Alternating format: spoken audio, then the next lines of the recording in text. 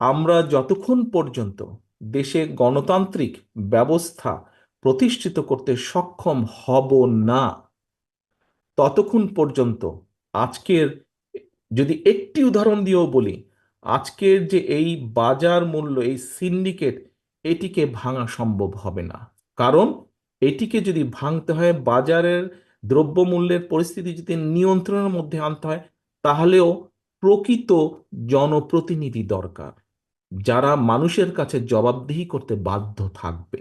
যেদিন এরকম একটি সিস্টেম তৈরি করা সম্ভব হবে, সেদিনই বাজার পরিস্থিতি অনেকাংশে নিয়ন্ত্রণ, ধীরে ধীরে নিয়ন্ত্রণ করে নিয়ে আসা যাবে, মানুষের ক্ষমতার ভিতরে নিয়ে আসা যাবে। ঠিক একইভাবে শিক্ষা বলেন, শিল্প বলেন, যাই বলেন না কেন, দেশের যেই ব্যবস্থার কথাই বলেন, সেটিকে যদি উন্নত করতে হয়, দুর্নীতিকে যদি নিয়ন্ত্রণের মধ্যে নিয়ে আসতে হয়, যেইটার কথাই বলেন, স্বাস্থ্য, শিক্ষা, যেটার কথাই বলেন না কেন, আমরা যেটারই ডেভেলপ করতে চাই না কেন, জনগণের গণতান্ত্রিক ব্যবস্থাকে নিশ্চিত করতে হবে।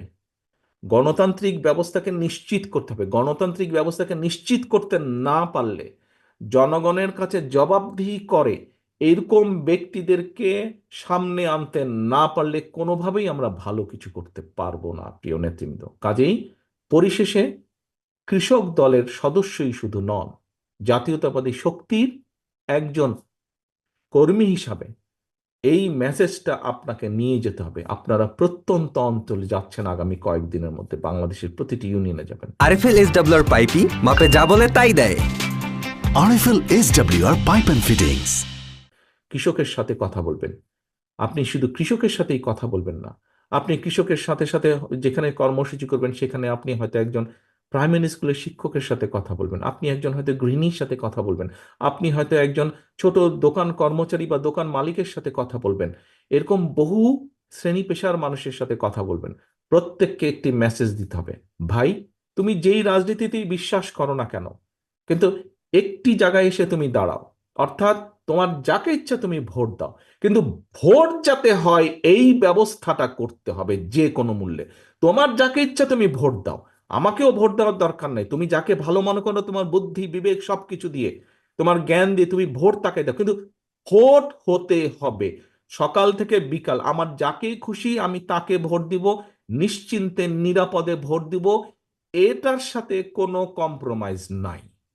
এই মেসেজটা আপনাদেরকে নিয়ে দিতে হবে। তারপরে মানুষ, দেশের জনগণ যাকে ইচ্ছে দিবে, যাকে ভালো মনে করে দিবে, যাকে মনে করে দিবে না, হয়ে গেল। কিন্তু ভোট হতে হবে। ওই দামি নির্বাচন হতে পারবে না, নিশিরাতের ভোট হতে পারবে না, দিনের আলোতে ভোট হতে হবে। যাকে খুশি তাকে ভোট দেওয়ার স্বাধীনতা থাকতে হবে, নিরাপদে ভোট দেওয়ার স্বাধীনতা থাকতে হবে। কেউ কাউকে ডিস্টার্ব করবে না, ভোট দেওয়ার সময় যাবে, লাইন ধরবে, ভোট দিবে, চলে আসবে, তার মত সে প্রকাশ করবে, কোনো ভয় থাকবে না, ভীতি থাকবে না, নিরপেক্ষভাবে ভোট হতে হবে। এইটার সাথে কোনো কম্প্রোমাইজ নাই।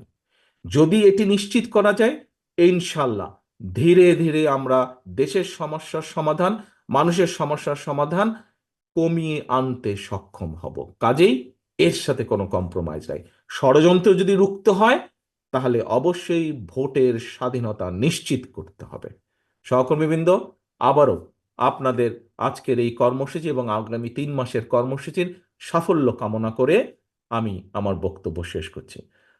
সভাপতি সহ, সম্মানিত মহাসচিব সাহেব সহ যে সকল নেতৃবৃন্দ আছেন উপস্থিত, সকলকে আন্তরিক ধন্যবাদ। আসসালামু আলাইকুম। আল্লাহ হাফেজ। বাংলাদেশ জিন্দাবাদ। বাংলাদেশ জাতীয়তাবাদী দল জিন্দাবাদ।